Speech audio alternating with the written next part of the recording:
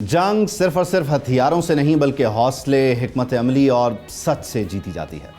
मार्का हक हो या ऑपरेशन बुनियानुम मरसूस, पाकिस्तान ने मैदान में वो बर्तरी दिखाई जिसे दुनिया ने तस्लीम किया, मगर दूसरी तरफ शिकस्त खुर्दा भारत ने अपनी हार छुपाने के लिए एक और महाज खोल लिया। ये था झूठ, प्रोपेगेंडा और फिल्मी डायलॉगबाजी का महाज। नेशनल टीवी चैनल्स पर बैठकर ये लोग पूरी दुनिया को बेवकूफ़ बनाते रहे। कभी अर्नब गोस्वामी चीखता रहा कि पाकिस्तान पर कब्जा शुरू हो गया है, तो कभी मेजर गौरव आर्या ऐसे नक्शे बनाता रहा जैसे बॉलीवुड की किसी थर्ड क्लास एक्शन फिल्म का सीन चल रहा हो, और जनरल बख्शी तो ऐसी बड़के मारता रहा जैसे दिल्ली नहीं मुंबई के फिल्मी सेट पर हो। किसी चैनल ने यह दावा भी किया कि भारतीय फौज ने लाहौर की बंदरगाह तबाह कर दी, कोई कराची बंदरगाह की तबाही पर स्टूडियो में नारे मारता, और एक भारतीय चैनल ने तो इस्लामाबाद को भी फतह करवा ही दिया था। और झूठ की सारी हदें तो तब पार हुई जब इंडियन चैनल्स ने धड़ल्ले से ये प्रोपेगेंडा किया कि पाक फौज ने army chief field marshal Syed Asim Munir के खिलाफ बगावत कर दी है और उन्हें गिरफ्तार।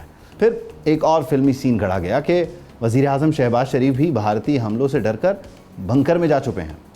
यानी एक तरफ मैदान में नाकामी और दूसरी तरफ स्क्रीन पर झूठी कामयाबियों की फिल्म। भारतीय मीडिया अपने अवाम को वो ख्वाब दिखाता रहा जो हकीकत से कोसों दूर थे, मगर झूठ की उम्र ज़्यादा नहीं होती।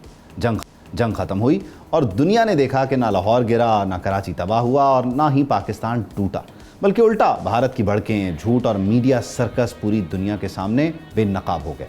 तो शिकस्त सिर्फ और सिर्फ जंग में नहीं, इज्जत और साख भी इस बीच भारतीय मीडिया की, भारत की दफन हुई है। इस सब को हम डिस्कस करेंगे। इन पर्टिकुलरली भारतीय मीडिया का जो रवैया है इसको हम लेकर चलेंगे। सीनियर सहाफ़ी तज्ज़ियाकार फ़ाहद हुसैन साहब ने हमें ज्वाइन किया है। फ़ाहद साहब, thank you for joining us, it's a pleasure to have you on the show. बहुत शुक्रिया। यकीनी तौर पर ये जो हमने इंडियन मीडिया का रवैया बयान किया है कि लाहौर भी चला गया, कराची भी चला गया, इस्लामाबाद भी चला गया, आपने खुद न्यूज़ रूम चलाए हैं, आपने इस एंड से चीज़ों को डील किया है, क्रिएट किया है।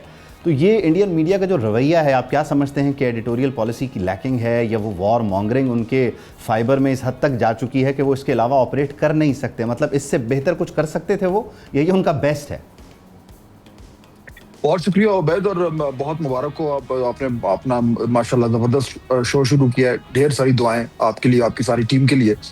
देखिए, मेरे ख्याल में ये जो इंडियन मीडिया ने अपने साथ कर छोड़ा है, ये मैंने तो अपनी करियर में कम ही देखा है। जो 8 से 1 साल पहले जो कुछ हमने देखा था मार्का हक के ज़माने में, वो वाकई में एक यानी कि अनबिलीवेबल डीजेनरेशन ऑफ मीडिया थी।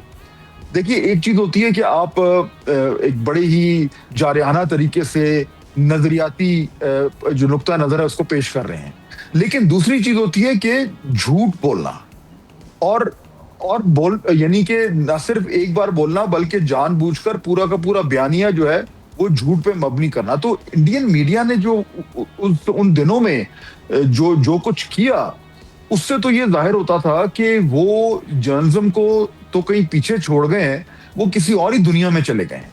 और मैं आपको बताऊं उबैद के अब इंडिया में भी जो वहां के जो थोड़े से जी शऊर किस्म के लोग हैं, मैं अपने जाती तजुर्बे की बुनियाद पर ही बता रहा हूं कि वो अब ये मानते हैं कि जो कुछ इंडिया के साथ हुआ मार्का हक के दौरान, जिसको वो ऑपरेशन सिंदूर कहते हैं, जो उनकी फौज की जो ठुकाई हुई वो तो अलग बात है, या एयरफोर्स की जो जिस तरीके से हमने उनको शिकस्त दी वो तो अलग बात है, लेकिन वो खुद मानते हैं कि जितना नुकसान इंडिया को इंडियन मीडिया ने किया है वो शायद ही किसी ने, क्योंकि उससे जो उनकी क्रेडिबिलिटी थी, एक not only as a media but एक पूरे मुल्क की जो क्रेडिबिलिटी होती है, उसको उन्होंने नुकसान पहुंचाया। तो आज तक वो उसको भुगत रहे हैं, और मेरे ख्याल में इंडियन मीडिया के लिए अब वो कोई भी साख हासिल करना यानी अगर नामुमकिन नहीं है तो निहायत ही मुश्किल हो चुका है। अच्छा, इसमें फ़ाहद साहब यकीनी तौर पर एक तरफ तो हम जो मार्का था उसमें हमारी फ़ौज, मुसल्लह फ़ौज जिस तरह से मुकाबला कर रही थी वो डेफिनेटली काबिल सताइश है और हमने फ़तह हासिल की,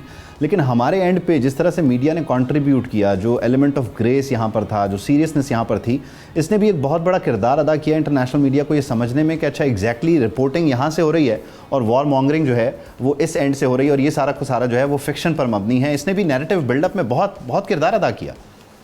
बिल्कुल, आप दुरुस्त बात कर रहे हैं। वो जो कंपैरिजन हुआ और जो एक कॉन्ट्रास्ट हुआ, उससे बहुत ज्यादा फर्क पड़ा, क्योंकि देखिए उस वक्त पूरी दुनिया में एक ही बड़ी स्टोरी थी और तो कुछ था नहीं, जिस तरह आजकल ईरान और अमेरिका की जंग की स्टोरी है, और सारी दुनिया की नजरें जो हैं वो गड़ी हुई थी इंडिया और पाकिस्तान पे, और जो भी यहाँ से मीडिया के जरिए जो कुछ इन्फॉर्मेशन बाहर आ रही थी। तो जिस तरीके से इंडिया ने अपना मजाक उड़वाया है मीडिया ने, उसके बरक्स पाकिस्तानी मीडिया ने जिस तरीके से उस वॉर को कवर किया, वो शायद मेरे ख्याल के इतना ज्यादा शार्प कॉन्ट्रास्ट जो है वो कभी किसी ने देखा हो। अच्छा, उसमें ये भी बात कहना जरूरी है अवैध कि देखिए, जंग के जमाने में इंडिपेंडेंट रिपोर्टिंग तो बड़ी कम होती है, क्योंकि आपके पास उस तरीके से वो सोर्सेज ऑफ इंफॉर्मेशन तो होते नहीं है। आप डिपेंड कर रहे होते हैं नॉर्मली गवर्नमेंट्स के ऊपर जो वॉर इंफॉर्मेशन रिलीज कर रही होती हैं। ये सारे मुल्कों में ऐसे ही होता है। तो हमारे यहाँ भी जो है वो रिपोर्ट हो रहा था। वो जाहिर बात है कि हम कोई अलग से जाके तो को वेरीफाई नहीं कर रहे थे कि ये बात दुरुस्त है नहीं, लेकिन उसमें जो जो जो इंपॉर्टेंट चीज है वो ये है कि जो इंफॉर्मेशन ऑफिशियली पाकिस्तान के मीडिया के पास आ रही थी वो ऑथेंटिक थी, वो गलत नहीं थी। और उसमें जो एक सराहने की बात है वो ये है कि उस वक्त जो पाकिस्तान की जो गवर्नमेंट है या जो स्टेट है वो भी गलत इंफॉर्मेशन फीड नहीं कर रही थी, क्योंकि ये भी ध्यान में रखें कि उस टाइम अगर कोई इंफॉर्मेशन हमें फीड होती और वो गलत होती तो वो चल जानी थी।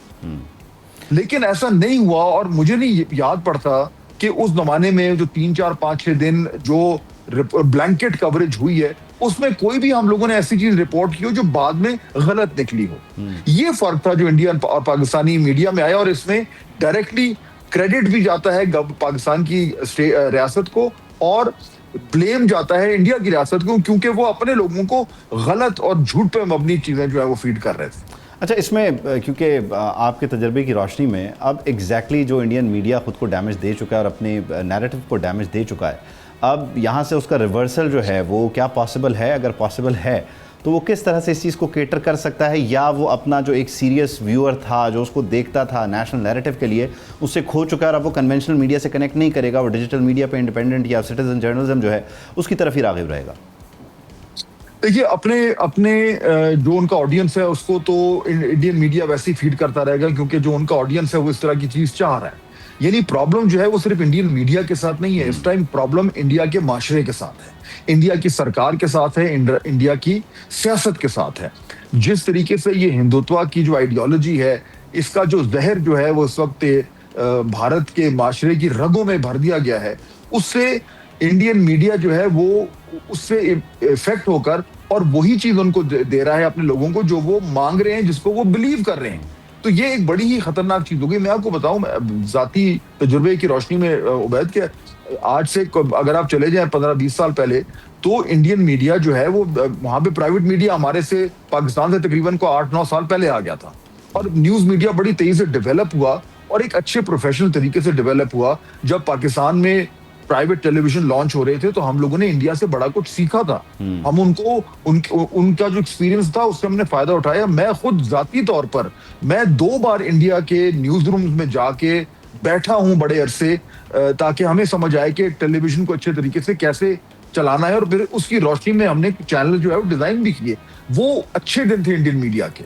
लेकिन वहां से यहाँ तक आ गया है कि वहां से यहाँ तक आना जो है, बिल्कुल वो जो ये जो डिटीरियोरेशन हुई है ये क्लियरली बीजेपी की गवर्नमेंट के बाद हुई है। वहां से ये गड़बड़ शुरू हुई है और अब ये खराब से खराब तर होता जा रहा है। और ये इंडियन मीडिया जो है वो इंस्टिगेट करता है मामलात को, वायलेंस को, इंटरनल जो उनके दाखिली मसाइल हैं उसमें आप देखें कि वो नजर आता है। बहुत शुक्रिया फाद साहब, thank you for joining us time, thank you for joining अस। लेकिन यकीनी तौर पर भारतीय मीडिया का इस जंग में जो किरदार रहा उसने इस सारी सूरत हाल को भारतीय हुकूमत के लिए मजीद मुश्किल बनाया और अपना तमस्सुर खुद उड़ाया है भारत ने अपने मीडिया के जरिए।